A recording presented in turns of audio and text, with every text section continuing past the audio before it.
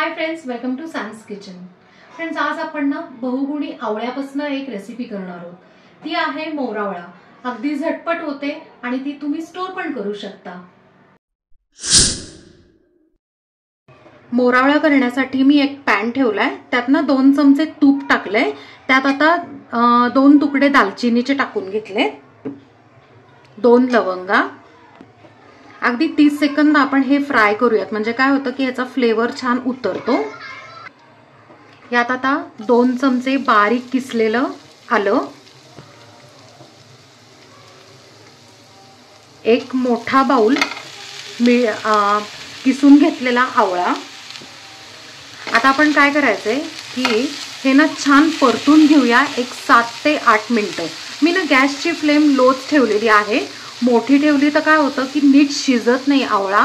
यासाठी आपण ना मार्केटमधनं मस्त आहे ना फ्रेश एकदम हिरव्या कलरचे आहे ना आवळे घेऊन आलो आणि ते छानपैकी आहे ना स्वच्छ धुवून पुसून बारीक किसून घेतलेले।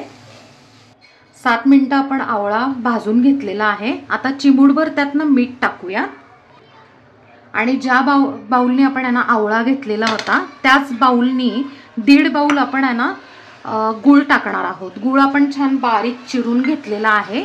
आपला आवळा जो आहे तो 50% शिजलेला आहे।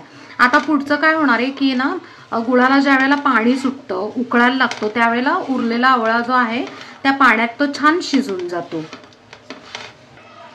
आपण हे छान मिक्स करून घेतलेला आहे आणि आता गुळाला हळूहळू पाणी सुटायला चालू होईल। मोरावळ्याचे भरपूर असे फायदे आहेत, जसं की ॲसिडिटी, इम्युनिटीसाठी किंवा वेट लॉससाठी।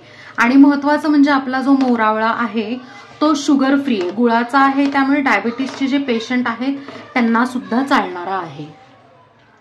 आपण गॅसची फ्लेम जी आहे ती लोच ठेवलेली आहे आणि तुम्ही बघू शकताय की आहे ना गुळाला छान पाणी सुटलेलं आहे।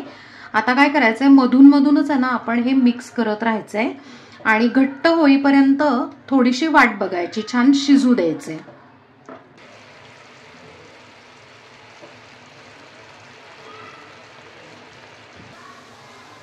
गुळाचं पाणी सगळं आटलेलं आहे आणि त्यानंतर 2 मिनिटं आपण परत आहे ना शिजवत ठेवलेलं आहे। आता काय करायचंय, गॅस बंद करायचाय आणि गार करून आहे ना आपली जी काचेची बरणी असते त्यात भरून ठेवायचा, म्हणजे चांगला टिकतो। अशा पद्धतीने आपला मस्तपैकी आहे ना मोरावळा तयार आहे। तर फ्रेंड्स, मस्त असा थंडी स्पेशल बहुगुणी आवळ्याचा झटपट मोरावळा तयार आहे।